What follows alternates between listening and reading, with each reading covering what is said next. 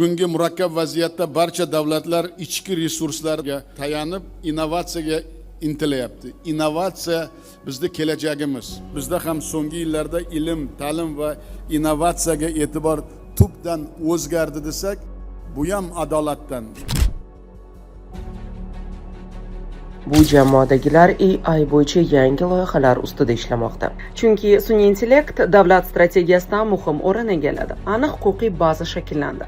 Soliq, bank, energetika va sog'liqni saqlash kabi 10 dan ortiq sohalarda 100 ga yaqin AI loyihalar bosqichma-bosqich joriy etilmoqda. Bu mutaxassislar IT ekosistema va eksport yo'nalishida faoliyat yuritmoqda.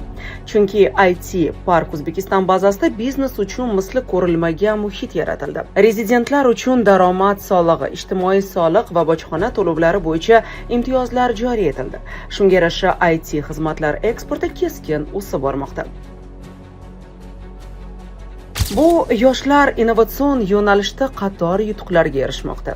Chunki qator ta'lim muassasalarida muhandislikka qiziqtiruvchi loyihalar faoliyat boshladi. Shuningdek, oliy ta'lim muassasalarida ixtisoslashgan AI laboratoriyalari tashkil etilib, o'quv dasturlari xalqaro standartlarga moslashtirilmoqda.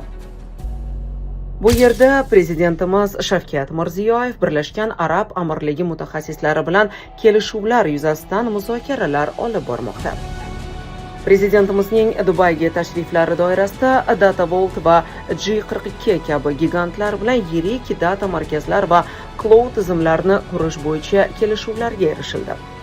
O'zbekiston so'nggi yillarda davlatimiz rahbari tashabbuslari o'laroq mana shunday innovatsion rivojlanish yo'lida bormoqda.